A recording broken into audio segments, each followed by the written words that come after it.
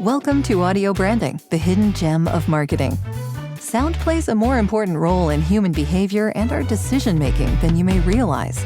In this podcast, I'll help you understand the art and science of sound so you can better influence others in business and your life.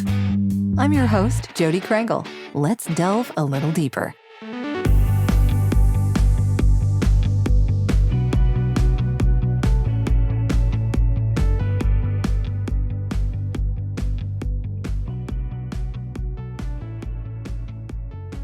Well, thank you for joining me today, Howard. I really appreciate you coming on. Yeah, absolutely. Yeah. So we've kind of had a pre-discussion about this, so you know what's coming. But I want to ask you if you have a story about an early memory of how sound moved you. Yeah, well, sounds moved me since I was actually in grade school with a Bob Dylan song. And it moved me because actually I was infatuated back in grade school of a girl named Sarah, and that Bob Dylan song, Sarah, had an overall feeling. Every time I heard that song, it put me back in that space and that time in that exact location. So sound has definitely influenced, you could say, my experiences and my memories. Sure. Yeah. It does bring us back to certain times whenever we hear those songs that we really loved. They bring us back to that moment. It's like a memory as opposed to, just the sound of the song itself. It's like reliving it. Right, exactly. It's like a little bit of a time capsule. Yeah, I love that. Yeah. And so, your love of music turned into DJing, right? I had an opportunity actually to DJ. Mm-hmm. Yeah. But a gentleman had met me, and of course I do branding, and we start talking about music, but we start talking about how music is starting to influence the different generations. And this is probably around 2000 or so, before electronica music became electronica music. And so he came into my studio as I was creating some work for a client, and I had music in the background. And he wanted to see if I could make him a CD at the time of the music. I said, sure. And he said, you know what? You got an unusual taste for music, but I also see that this is going to be the future, which now we know is electronica as a whole new genre. So he goes, you know what? It'd be great if you were over in Japan and I'd get you a job there as being a DJ. Okay. So how did that go? I said, I love too much what I do now with the visuals. Okay. And I can include audio later. Okay. So you turned him down? Is that the idea? Yeah, unfortunately, I did turn down. Not unfortunate, but it was a choice I had to make. But Okay. yeah. So then you have a background in branding. Where does the sound come into your branding? Wow. So that's a great question. So because we're human beings and we have five senses, we use our eyes 90% of the time to judge and evaluate a product or a service. And it's just part of being human. But if we engage our other senses, that can have a huge impact on someone's experience around a brand. So that means even a tone like Harley Davidson literally has a trademark on that tone of their sound of their engine, as Ferrari does too. The potato sound. Yeah. Yeah, the potato sound. Yeah. So music has a huge influence. I'm working with WSS rebuilding their whole retail quote unquote chain. And we introduce music, and it really does keep the shopper shopping for more, especially if it's catered towards that demographic that we're after. So music definitely contributes. And I'd say beyond music, any sound could contribute to someone's experience. I'm curious if particular songs will get people to do particular things. Like, do you find that major key pop songs do more for people in certain environments than, say, classical music or, depressing minor key songs? Any ideas how that works? Yeah, so a lot of it definitely is psychology, where if you hear something upbeat, it does have an impact on that person's experience, especially when they're trying out a quote unquote product. Or so, and even sayings or jingles, for example, like blop blop bliss, you know. So there's a lot of songs that even though or jingles even then have been reduced in the 70s that's still very memorable today. And they take you back to that product. So when you see that product, it actually introduces that type of experience. It reinforces that experience, why you should pick up that package in a grocery store versus everyone else. Yeah, there is a lot of psychology that goes into this, definitely. So you deal with sonic branding in some instances, is that correct? Correct. Okay. So how do you differentiate that from the traditional visual branding? Well, it's just another opportunity because we have those five senses that we're now introducing another sense to actually create an engagement point. So an engagement point is in the branding world are called touch points. So any opportunity to reinforce the brand, such as the website, such as the product, such as the sales, such as a person that's the receptionist, those are all points of an engagement between the product, the service, information of that business, what they produce, to the actual client or customer. So when it comes to sounds and it comes to actually introducing anything that has to do with sound, what it does in addition with the visual is another way to actually quote unquote engage that person, that individual, in a way to be introduced to that brand to be more memorable. It's all about storing information. So instead of just visual, now you got the auditorial as well. And then if you introduce the taste, well, then you got a third way, right? Oh, Of yeah. actually reinforcing that quote unquote product or brand, right? Smell as well, if you're maybe selling soaps or if you're in a restaurant or something like that. Yeah, there's all sorts of ways to do this, I'm sure. But do you have any examples of some of the particular brands that you've worked with that have made good use of sound in that way? Absolutely. So when it came to ABC, we got the opportunity to create some of the first what are called bumpers. Okay. And those are the distinctions between the commercial and the actual show that you're watching to identify the quote unquote station that's being viewed. And so we introduced the fast graphics. And of course, with the fast graphics, what happens is that they're called intros and outros. You introduce music as well, and it has so much more dynamicism to it that actually reinforces, quote unquote, that station that you're on, like CBS or ABC or NBC or whatever it may be. So, yes, it does have a huge play identifying the station. Sure. Any other brands that you've worked with in maybe a sound capacity that you can talk about? Sure. So like when it comes to commercials, I've worked on different commercials like Mitsubishi, and Hmm. when you're doing a commercial, plays a gargantuous role. Because without the soundtrack, it just like that looks cool as a visual, but doesn't feel like you're experiencing, let's say, a truck going through, the desert or whatever it may be. It adds another layer, an important layer to again reinforce their positioning. Okay, so especially if it's a unique sound or an actual original score, what happens is that it reinforces why that brand versus all others, because that association with that quote unquote score, besides the visual, clearly identifies that quote unquote brand versus all Hmm. others. Yeah, yeah. So it differentiates it. But how can a brand use sound to influence the perceptions of the people who are experiencing its brand? Is there an example that you maybe could give of that? Yeah, so well, when it comes to let's say, well, there's quite a few because there's actually like the launch of DVDs, Hmm. even DVDs. And then when you put the DVD in and then you actually have like the music in the background, those are also associated with that quote unquote brand as well. They're associated with that GUI, they're associated with that placement, they're associated with what you're about to experience. So it does play a role. Like if it's a scary movie, then it's a scary theme. Then if it's like something that's adventurous, it has an adventure theme to it. If it's something that's moody and happy, then it's something that's uplifting. If it's something mysterious, and there's a mysterious sound to it.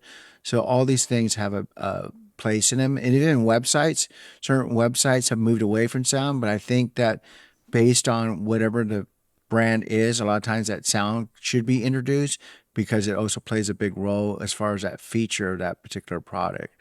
For example, like even in commercials, there's that one commercial for the Indian casinos, and my wife loves the song, and she knows it's actually a singer that's produced it, and she always thinks about that casino, even though she doesn't gamble. But every time she hears Okay. that song, it goes back to that feeling, like, oh yeah, it's about the good time. It's about gambling, right? So now we're moving to association. So the sound has a lot of association to that quote unquote expectation or the actual experience itself. Yeah. So people are hearing these sounds and pieces of music and it's influencing their emotions. Exactly. Just even like remember Intel, it go doo Mm-hmm. doo, Oh, and it yeah. has that beep. Okay, so Yep. that's identifying if people didn't remember Intel being quote unquote the brand that's a microchip within the computers, that tone itself helps people remember who that brand is without even the visuals. Okay. Mm-hmm. So these little subtleties make a huge difference.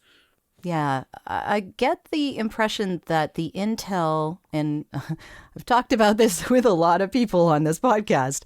Yeah, Intel bought a lot of commercial endings, I guess. So they were sharing the advertising with the original advertiser, which Mhm. was likely a PC maker or anyone that was using the chips.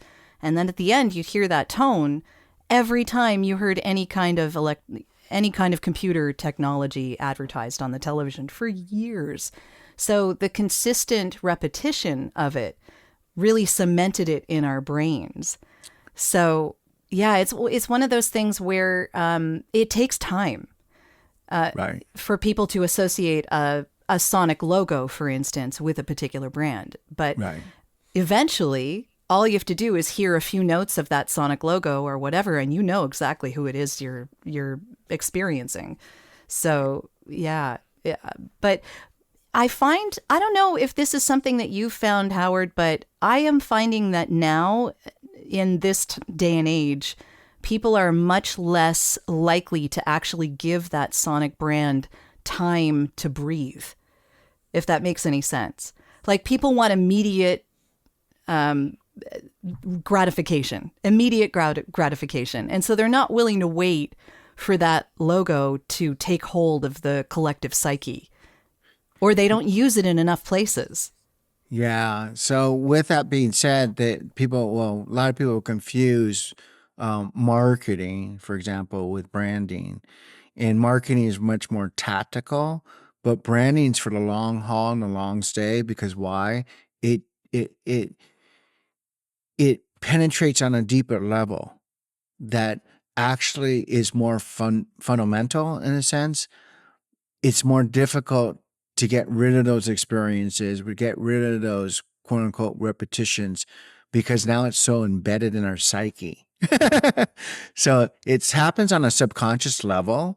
They might not think that they're ready for it, but believe me, it's happening to them. They're just unaware of it. Yeah, yeah. Yeah. And another portion of this, a Sonic logo is only a small part of a whole Sonic brand. Right. So yeah, it requires a lot of usage. It requires knowing where your touch points are and then knowing where those sonic parts can be used and making sure that it's actually who you are. Exactly, exactly. Like when I love going to the watching movies in a big theater where they got the Dolby sound and I get Yes. AMC. That's where you get in THX. That's where you really Yeah. experience a lot of sonic sounds, Oh right? yeah, yeah. Even their Because logo at the beginning. I mean, wow, that yeah, blows you away. yeah, exactly. So they're doing a great job as far as like embedding the different sensations of our as much of our five senses as much as possible. But the two big ones, of course, in a theater is the visual and the auditorial, right? So THS and Dolby make a big deal, which is important because it does change how we watch movies because now we're experiencing it on another whole level that's a lot deeper that we couldn't get before. So it was very imperative that he actually said who the sound is by, right? And then they have their Yeah. own sonic, their own sonic sound, right? Yeah. That highly is highly identifiable Yeah, very much so. I'm curious as to your opinion on this because we're talking about movies here. Uh-huh. So a lot of dialogue now is barely audible in Hmm. some of the films that I watch. I don't know if you've experienced this too, but I know a lot of people who have to turn on the closed captioning because they need to read what's being said on the screen because they can't hear the dialogue. And it has nothing to do with us getting older. I Right. mean, maybe it has a little to do with that. I don't know. But the way that they're recording the audio in films nowadays, the actual speech, seems to be suffering.